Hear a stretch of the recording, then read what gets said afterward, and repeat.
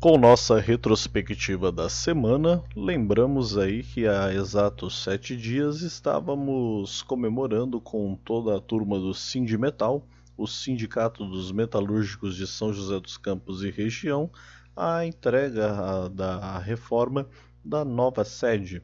Na verdade, é a antiga sede, porém reformada, com cara de nova. Agora muito mais bonita, um espaço mais arejado e mais adequado para atender todos os trabalhadores da área metalúrgica nas suas necessidades, além de ser um grande espaço para eventos, entre outras atividades que o sindicato queira proporcionar. Por isso, vamos ouvir aí um pouco daqueles que estiveram lá participando, alguns ex-diretores, presidentes e ouvir aí, saber um pouco mais da história e do que representou o Sindicato dos Metalúrgicos aqui para a nossa região.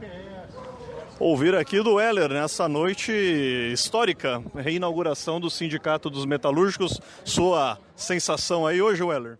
É um dia de muita felicidade para a gente estar fazendo a inauguração dessa nova sede do Sindicato dos Metalúrgicos. A gente vê o atual cenário conjuntural, o governo atacando muito os sindicatos, e a gente conseguir reinaugurar uma nova sede no governo Bolsonaro, eu acho que de fato é um marco. E para nós é com muito orgulho dizer que tijolo por tijolo dessa nova construção é dinheiro dos trabalhadores. Aqui não tem dinheiro do patrão, aqui não tem dinheiro do governo. Então nós estamos muito felizes, além da reinauguração da sede do sindicato, é o aniversário, 64 anos de fundação do Sindicato dos Metalúrgicos. Então aqui, além da atual diretoria, nós vamos reunir também a rapaziada que a gente chama carinhosamente de velha guarda, que são os companheiros aí que inclusive fizeram parte da fundação do sindicato. Então é uma noite histórica para a categoria metalúrgica e nós estamos muito contentes com isso. Da fundação para cá, tentar reunir todo mundo, né? Com nomes já confirmados, assim, por alto?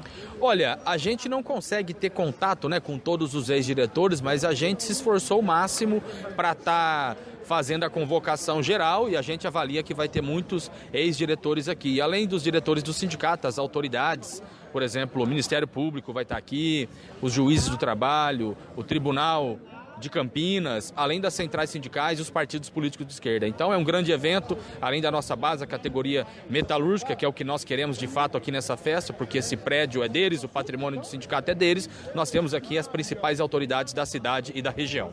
Inclusive, né, falando aí nas autoridades, políticos, prefeitos, vereadores, convidados também. Né? Sim, nós convidamos todo mundo. Mandamos convite para a prefeitura, para a Câmara de Vereadores, para os partidos políticos. Convidamos todas as autoridades e toda a superestrutura aqui de São José dos Campos e região. Fala um pouquinho aí da obra no geral, né? O que mudou, o que melhorou?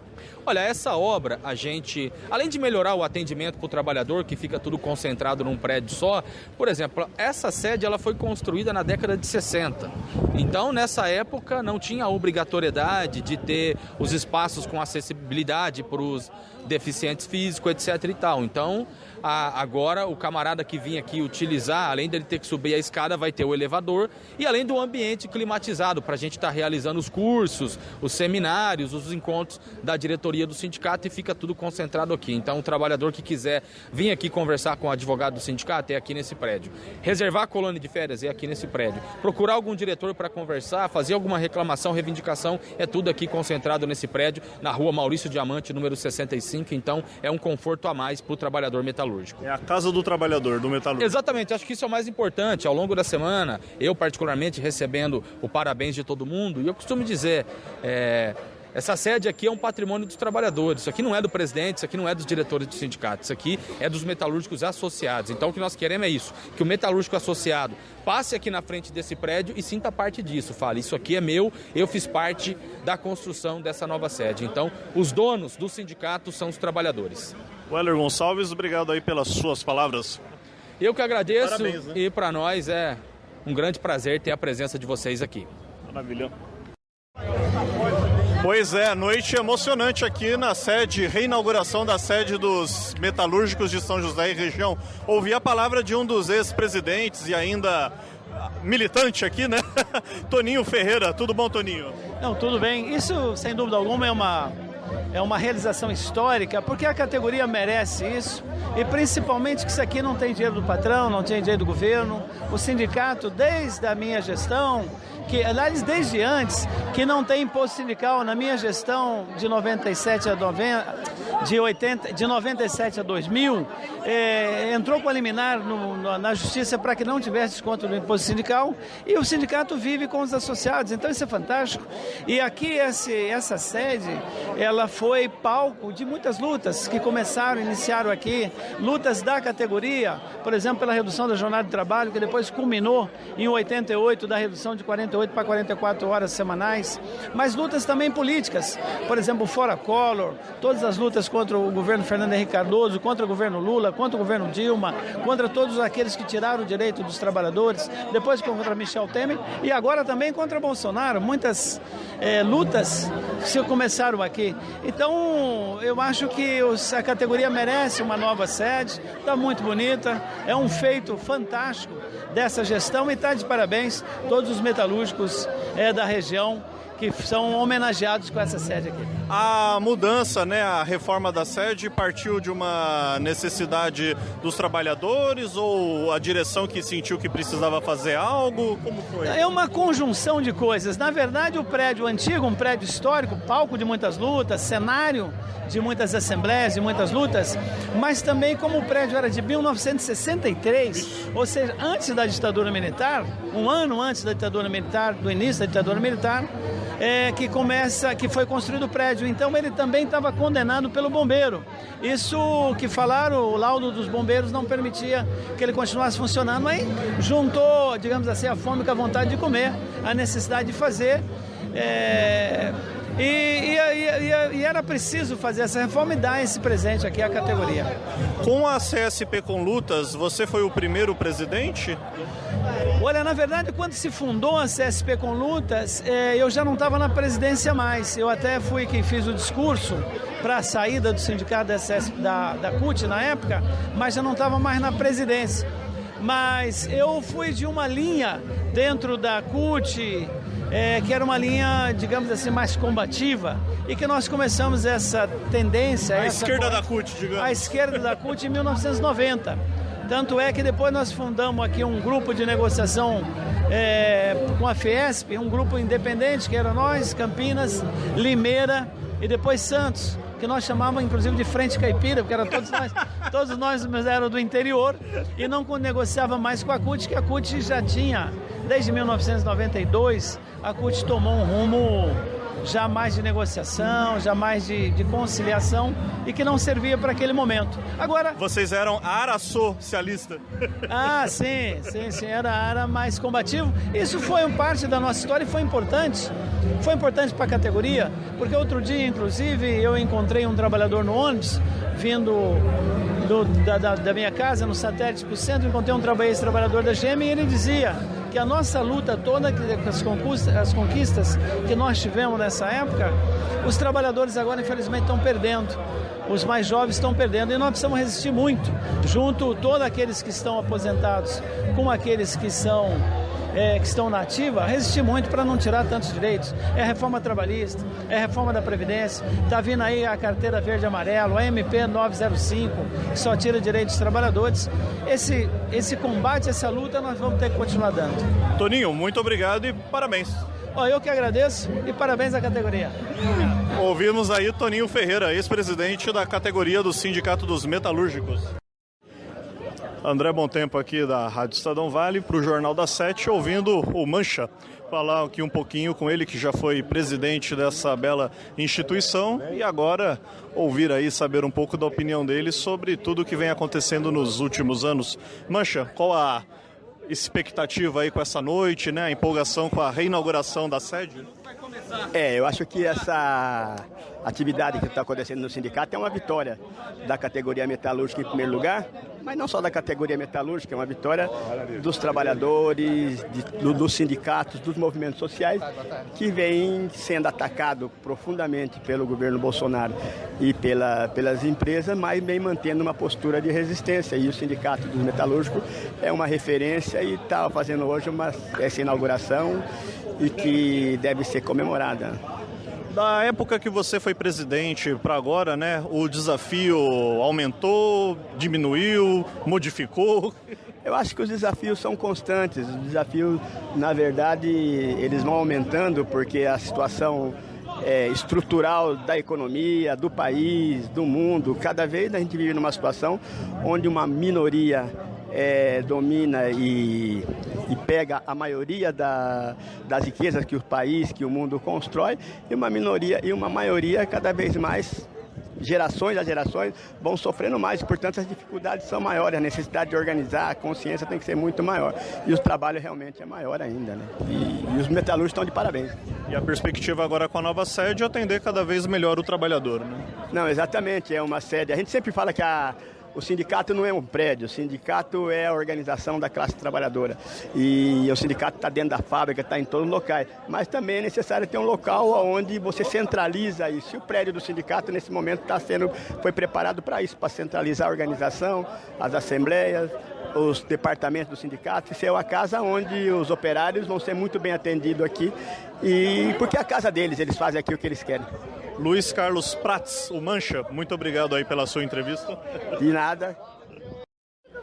Maravilha conversar aqui com o companheiro Herbert, também aqui da Conlutas e da Embraer, né? Trabalhador aí da Embraer. Algumas novidades para contar, mas antes, o que está achando aí do evento, reinauguração do sindicato de vocês? É um dia histórico para a gente, né? A gente tem essa sede há muito tempo, é uma sede histórica, é uma referência na cidade, né? E agora ela foi reformada justamente porque o fato dela ser antiga, ela não dava as condições que os metalúrgicos na nossa região mereciam. Então agora ela tem mais espaços, ambientes mais adequados, inclusive ergometricamente, para atender os trabalhadores. Bem dividido, espaço suficiente, inclusive, para os trabalhadores usar o espaço para outras atividades. Então é muito bem-vindo o metalúrgico que quiser visitar sua nova casa. Você atualmente é diretor do sindicato. Quais outras funções já desempenhou aqui, Herbert? Eu fui vice-presidente, né, aqui do sindicato durante 2 mandatos.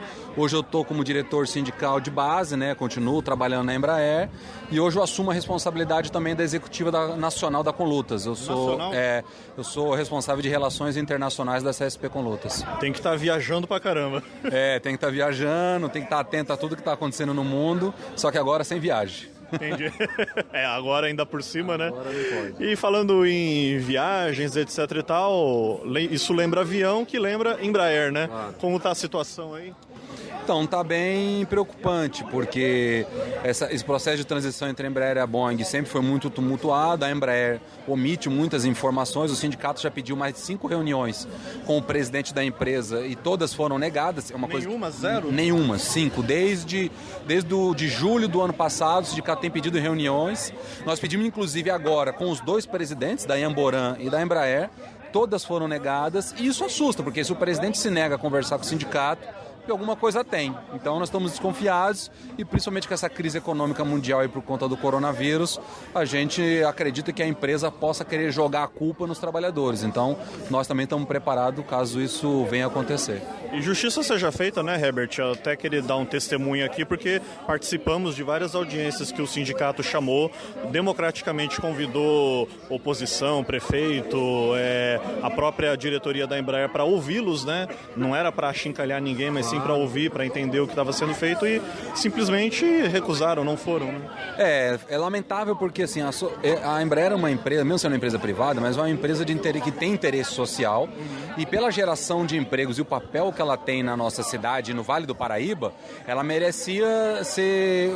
a população merecia ser melhor respeitada pela empresa. Então foram feitas audiências públicas, não só chamada pelo sindicato, mas como pela própria prefeitura, a Câmara, e eles sequer respeitaram não a gente, deixaram de respeitar as autoridades e desrespeitar também os cidadãos, né, da nossa cidade, da região. É lamentável. Então isso, inclusive, reforça a nossa opinião de que as coisas talvez não sejam tão boas como eles têm prometido. Direta e indiretamente, vocês estimam assim quantos empregos dependem aí da Embraer?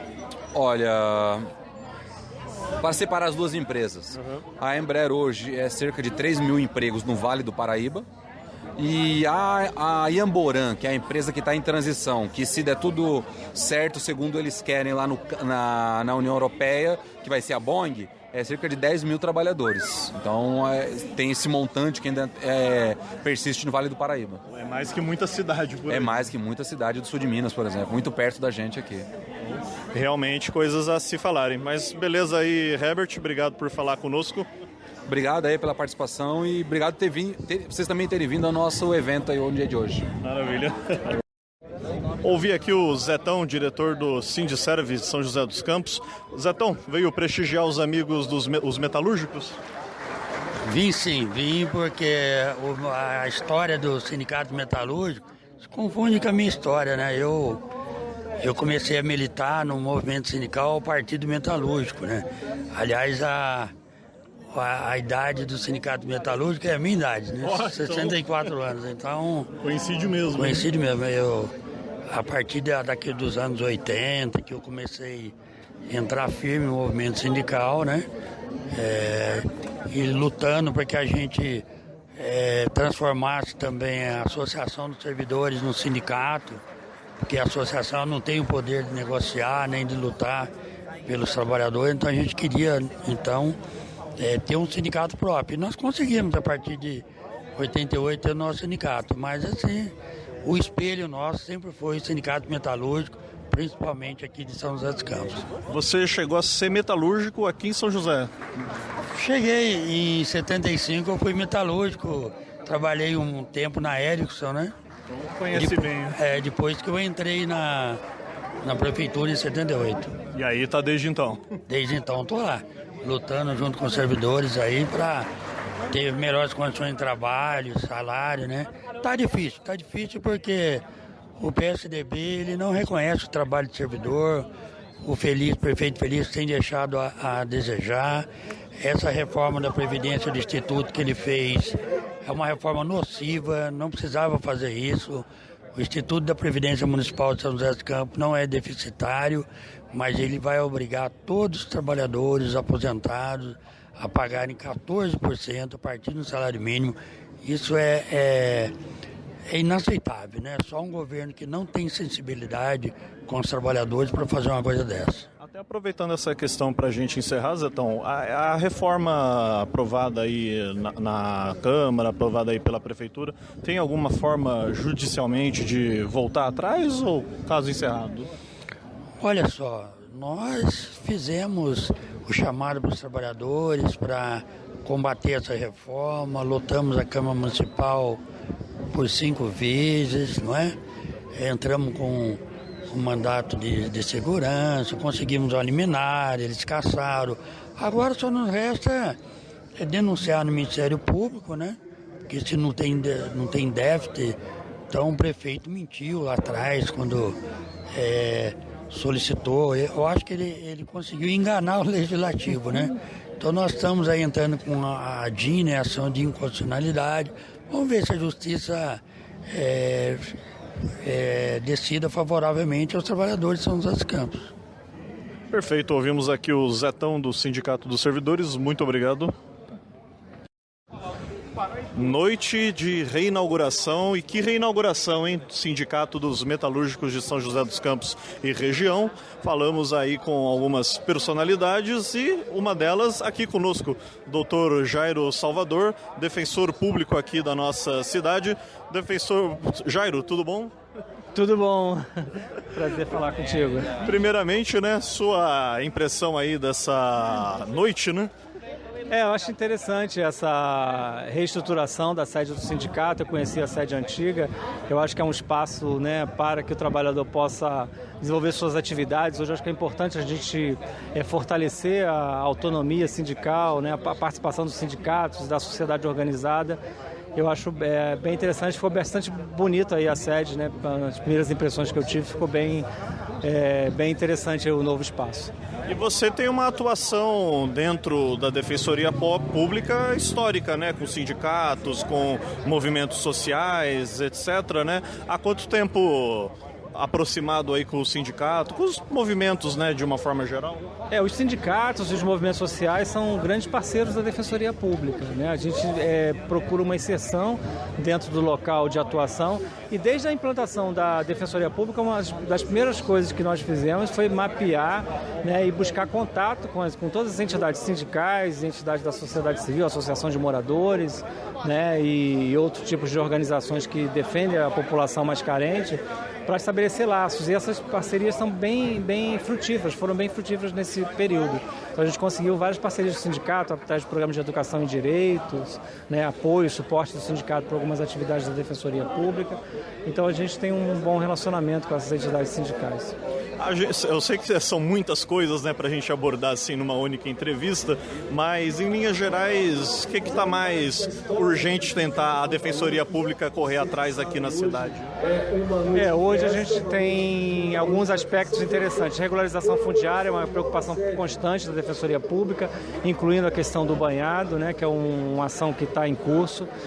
Nós temos também a questão do transporte público, que a gente está acompanhando para a priorização do transporte público, que está em vias de fazer uma nova licitação, né, para a contratação de novas empresas. Então a gente está trabalhando nesses problemas mais prementes, né, que são muitos da cidade. Hoje a gente está se dedicando muito nessas linhas de atuação, regularização fundiária e priorização do transporte público, além do que nos é muito caro também a questão da saúde, né? Há muita demanda e reclamação da população em relação ao atendimento à saúde, filas em relação a determinados especialistas, e a gente está também atuando nessa área de forma que a gente consiga resolver esse problema. E uma pergunta para atender alguns curiosos: quando o Dr. Jairo tem um descanso?